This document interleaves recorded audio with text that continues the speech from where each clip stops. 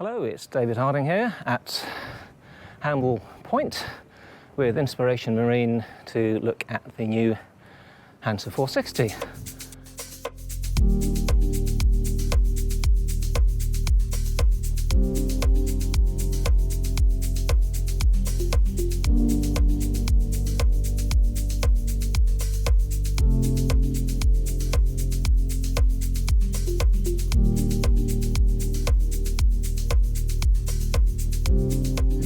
So, Hanses have evolved in a pretty recognisable form really over the past few years, quite a few years.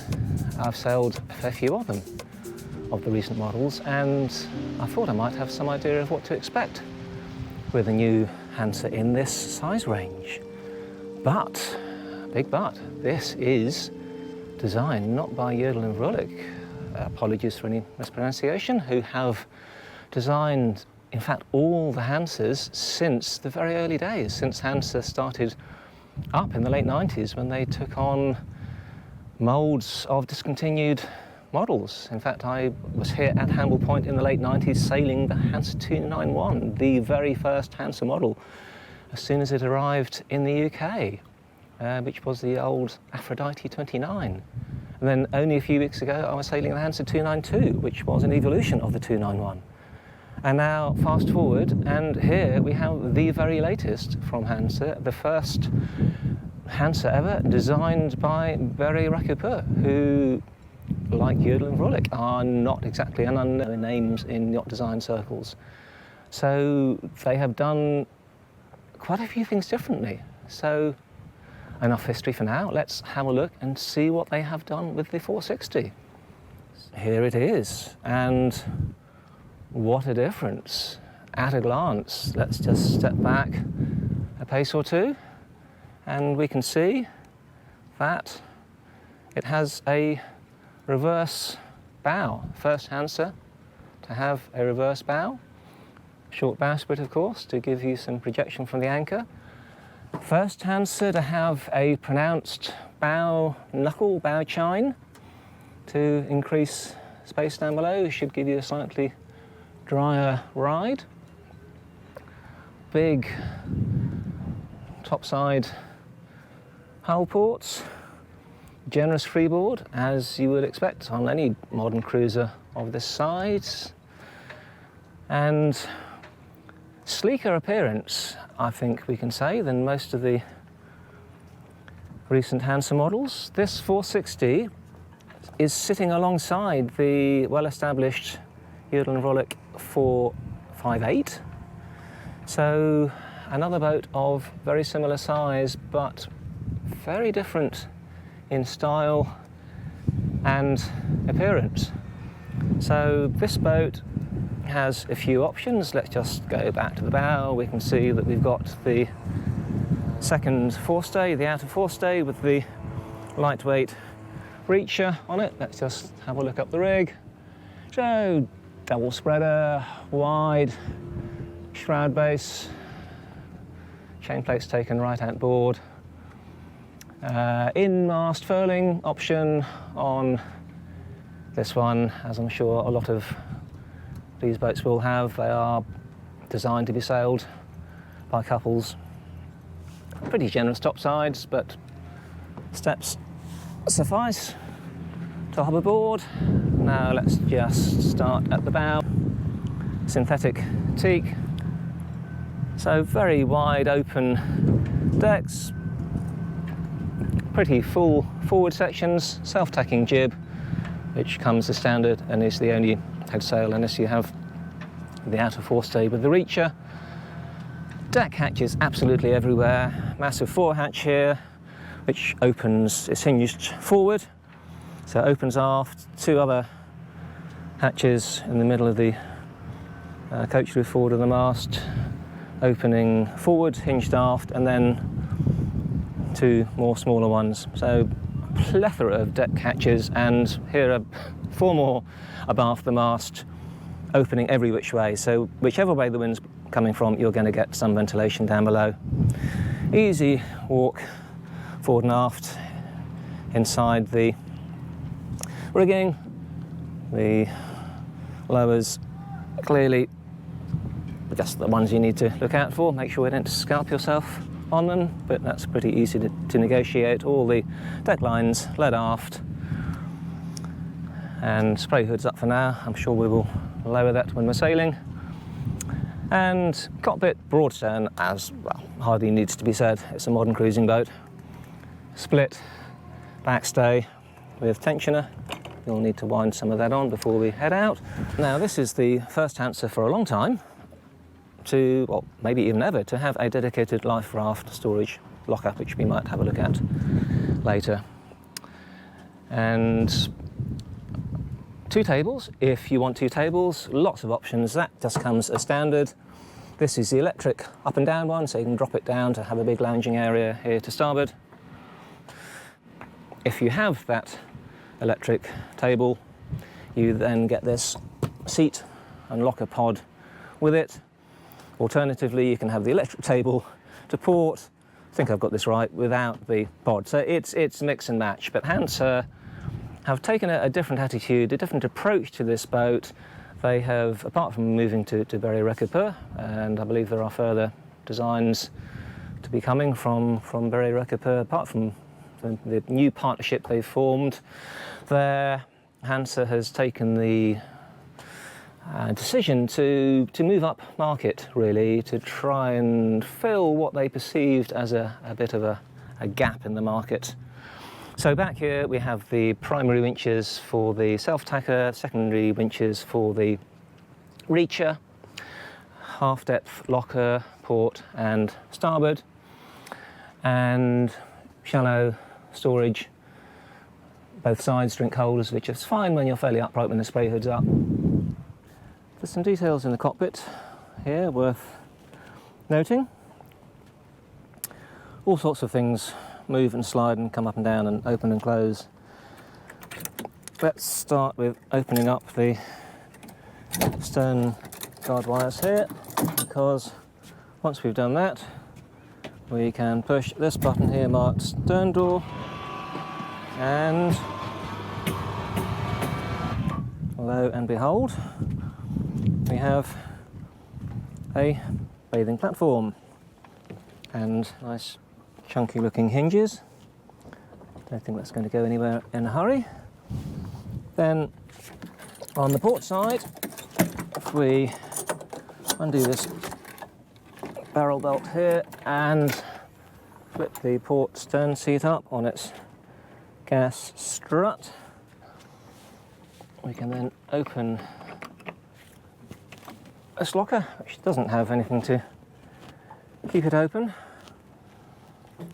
So if I hold it, you can have a look down here and see that it goes all the way across under the shallow life raft locker to starboard, which we'll have a look into in a moment. So here we have the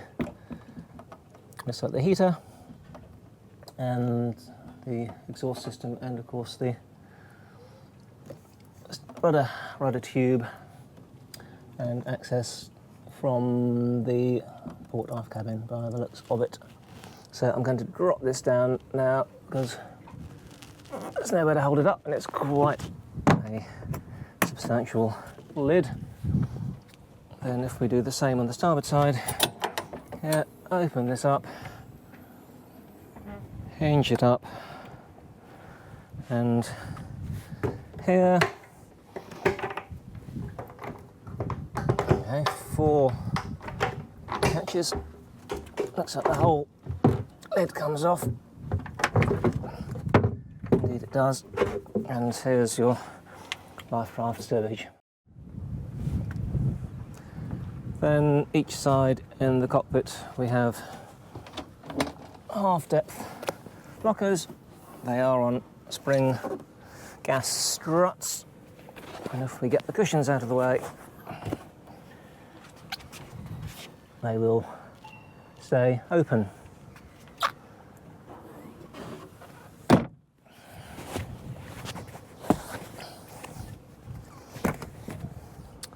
I won't open this one to starboard because it's exactly the same, but this pod here is very useful, which comes with this table. So So very handy for all the bits that you want, readily accessible on a boat. Your sunglasses, beer cans, and bearing compass, sandwiches, all the sort of things that need to be close at hand, which you don't want to be diving down into the bottom of a deep locker to grab. So it's worth having that pod, I'd say, for the storage alone, never mind the seat. So just back at the helm console for a moment. Compass, all the, if you have the electric winches of course, Genera and out, in and out, and port and starboard winches.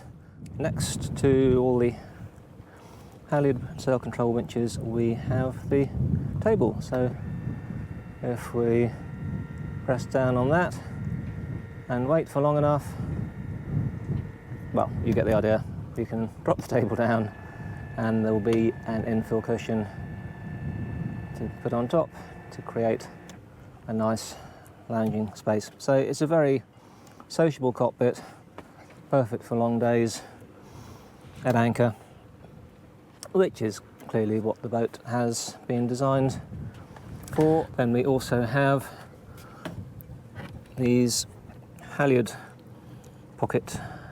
tail lockers, port and starboard, so you don't end up with too much of a cat's cradle in the cockpit.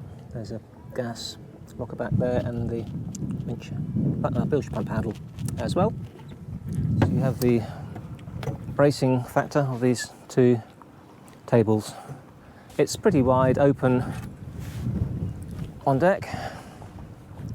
So hatches here, we've got the 4 abaft the mast, 1 hinged aft, 1 hinged inboard, so and the same on the other side. Obviously the inboard one opens the other way, so you can get breeze from every which angle.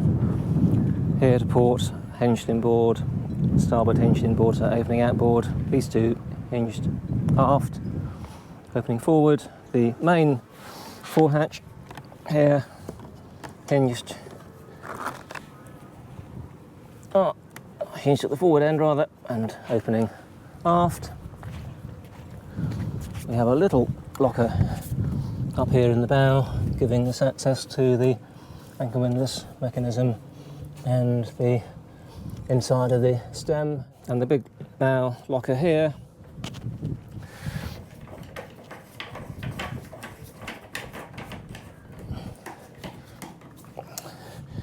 Down into which you can climb, great for storing fenders, and that gives you access to the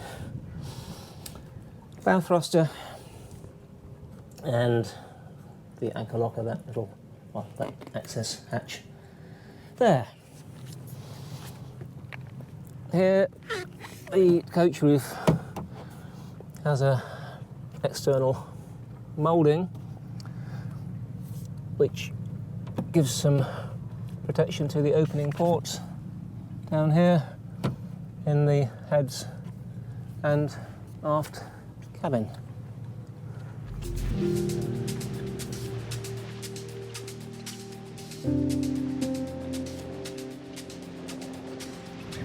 So under sail, let's just go down below and see what it's like down here.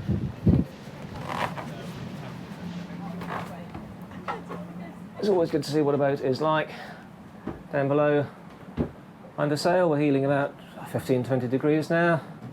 So there's the outside world through the hull ports. Still above water, another 5 knots of breeze. We might be seeing a few fish swimming by. So at this angle of heel and flat water, it's really very easy to move around down below. There's a bit of a wide open space at the foot of the companionway, but we've got these chart table handholds here, which could be useful. And now we're tacking, so we've just been on port and we're coming around to starboard tack now. So now we can see the outside world through the starboard side hull ports, and the turn of the port side ones to come down a bit closer to water level. And now this is when you might want these handholds on the starboard side. You've got some decent fiddles around the galley. As we said earlier, you can brace yourself against the central support here, which has got the TV in it. Just to show that we are actually heeling, there's the Kirker gimbaled. Actually, that's as far as it will go. That is maximum gimbal, so we're heeling a bit more than that is actually indicating. So, yeah, flat water, moderate breeze. There's no pounding, no creaking or groaning going on, which you sometimes get on new boats in a bit of a seaway. So all pretty smooth and quiet and civilised. We've got quite a bit of, a bit of a heel going on here. We've got quite a bit of kit down below, as we've cleared all the cockpit cushions and filled up the aft cabins. But the important thing is that although you do have some quite wide open spaces, which are of course very nice to have in harbour, you have got handholds and bracing points as well for when you're being thrown around in a seaway. And companionway, yeah, very nice and easy to negotiate, handholds both sides. And so here we are, push button sailing. We just hardened up on the breeze, and Adam has his finger on the button, as he always does. Here we're just sheeting everything back in. It does make it very, very easy for short-handed sailing. So let's now just see how the boat goes in a manoeuvring situation. Let's just give it a burst of forward. Yeah, couldn't ask for a lot more obedience. Companionway hatch here just slides up, and then there's a barrel bolt each side that locks in to keep it in place. So there's a bit of a sill here, which is useful, and some sill protection there. So let's have a slightly more detailed look now that we're back alongside. Easy to negotiate the companionway, good handholds either side. In fact, you can, when you're on an even keel like this, you can just walk, almost run straight down. It's really easy, no head banging involved. Let's start back here. Engine, which I think we did have a look at earlier. Exactly the same as it was before, only a little bit warmer now. And this engine companionway steps stay up on a gas strut, so that's very, very easy access. And while we're looking at the engine, let's pop round into the starboard aft cabin. And if we take off this hatch, we have access. There is another larger hatch that should come off here. One of those doesn't want to undo, so looks like engine access is pretty good. And let's put round to the port side, and we have two more hatches here. Let's see if the corresponding one comes off on this side. That's a better start.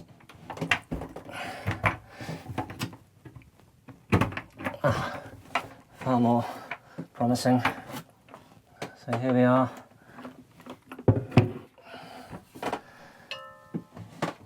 And one more here.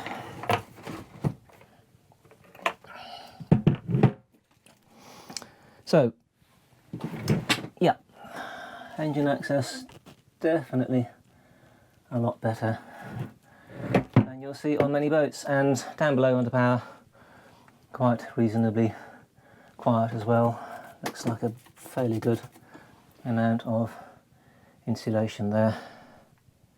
Now that we're in the aft cabin, first of all let's open some of these ports and get some air in. Here we are, we can see that this one is protected by this separate moulding along the outside of the coach roof, so you get some air and some light. Aft cabin berths, both the same, port and starboard, are nigh on 80 inches long by about 64 inches wide, or if you think in metric, 2 metres by about 1.6. Quite reasonable headroom, so you can, let's find out, you can sit up in bed. You can actually, yes. Here we are. You can sit up in bed and read, and you've got a stalk light either side. A nice view out. Well, depends where you are, whether it's a nice view or not. Anyway, a view out. There's the Hamble River on a nice sunny afternoon. And stowage here, well, little shelf for books and so on, and a little bit of storage as well. So as double aft cabins go, pretty civilised. You have hanging space and ensuite head to the shower. Make sure the door doesn't flap around. Overhead hatch and port opening to the outside world, as in the aft cabin with the overlapping moulding on the coach roof. And I'm going to leave that open for now because it is actually baking.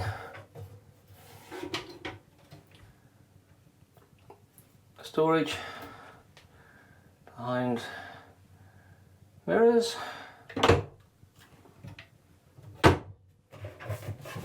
Sure that one, no, looks like that doesn't open.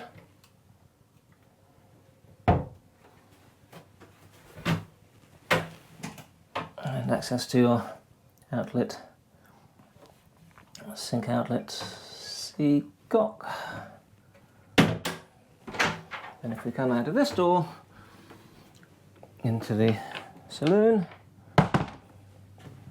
and let's go in search of the Hanse suction pad.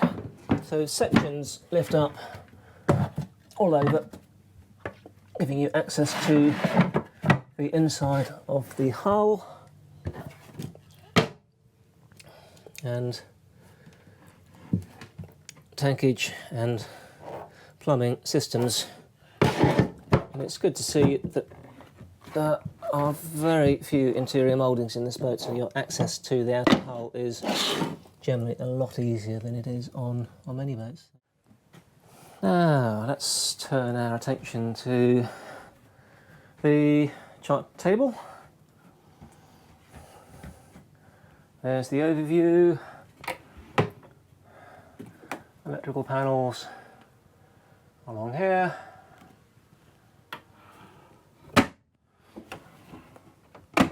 Space for VHF and some instrumentation. Fairly small chart table, but that's the modern way. And space for odds and ends, possibly even a chart or two. And deep storage here and some fiddled shelving outboard. And room to sit at the chart table. Not a lot to keep you in if you're held on starboard tack, but relative detail in most people's books. The galley, we have bottom opening, top hinged lockers all the way along. etc, etc, so just be mindful of opening them on starboard tack when you're heeled. Fiddled shelving along here. Pressurised water, I would always like to see manual water backup, but that's something you very rarely get these days. Modest twin sinks, hinge down cover for the 3-burner hob and oven, which has, as we found out at sea, limited gimballing, but most people aren't going to want to cook at any more than that sort of angle off heel. Top access to an icebox here, which has the sink covers in it at the moment. It'll slide out drawer there. Just pop the hinge spring rather out of the way. Have some drawers, always useful. Cutlery drawer. Little drinks fridge here. Slide out storage with gash bin, and as well as that little drinks fridge and the cool box, we have a pretty massive drawer fridge here as well, and the galley can go all the way back here if you don't want the chart table. We've talked about hatches and opening ports, so we've got an opening port each, 2 opening ports each side in the saloon, very useful on a hot day like today. And here we are with 2 of the deck hatches open as well to get some through draft, and some stowage under the port side. We've had a look at these fold down drinks. What would you call them? Well, drinks holder and food tray, if you like, and stowage here for your bottles. And this whole unit actually slides out as one, but underneath you've got batteries and so on, so there's not any readily accessible, very useful stowage under there. And in the fore cabin, hanging locker, a couple of drawers. This is normally a lot bigger, because this seat isn't normally here. Top hinge, bottom opening lockers, again all the way around. Large double berth.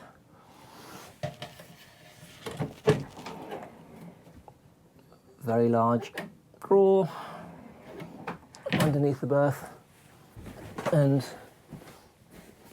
when you're in bed, as in the aft cabin, you can sit up and read with your stalk lights, and you have a view out. Nicer this side, that side's just a pontoon. And of course you have your deck hatch here, so you can just stand up and have a look at the outside world. Price-wise, this one starts at about 400,000 plus the VAT, of course, depending on how you spec it up, and most people are going to choose quite a number of options, but about 400 plus the VAT is roughly the starting point. Here we are, back where we started several hours ago, and it's time to sum up the Hanse 460. Let's turn around and have another look at it. We were told it's something different from what has gone before, and it is. It looks sportier, it's, I would say, more nicely finished down below. It's not as radical and in your face as some Hanses have been, Over the years, it's quite tasteful and discreet in the accommodation, but in a modern sort of way. Functional, designed for the sort of lifestyle that people want on boats these days. It's not a serious blue water offshore cruiser. It's not intended to be. It's designed for coastal cruising. It could go a long way. There's absolutely nothing to stop you doing the Arc or beyond with a boat like this, or with this particular boat, indeed. We had the 2.25 metre, 7 foot plus fin on this, and the 3-bladed folding prop, and there's no doubt the boat slipped along very nicely in what were really idyllic sailing conditions. So it wasn't really a serious test of the boat's sailing abilities. Of course, we had the in-mast mainsail furling as well, which would be a bit of a handicap, but that's something that I don't think most people are going to be concerned about in terms of a loss of a fraction of a knot or a degree or two of pointing. I think Hanse have achieved what they set out to achieve with this boat. Easy sailing, good performance, nice accommodation, dead simple handling, loads of space, good ergonomics, comfortable all round. So in conclusion, I think I would say it's very hard to fault on the basis of what it was designed to achieve.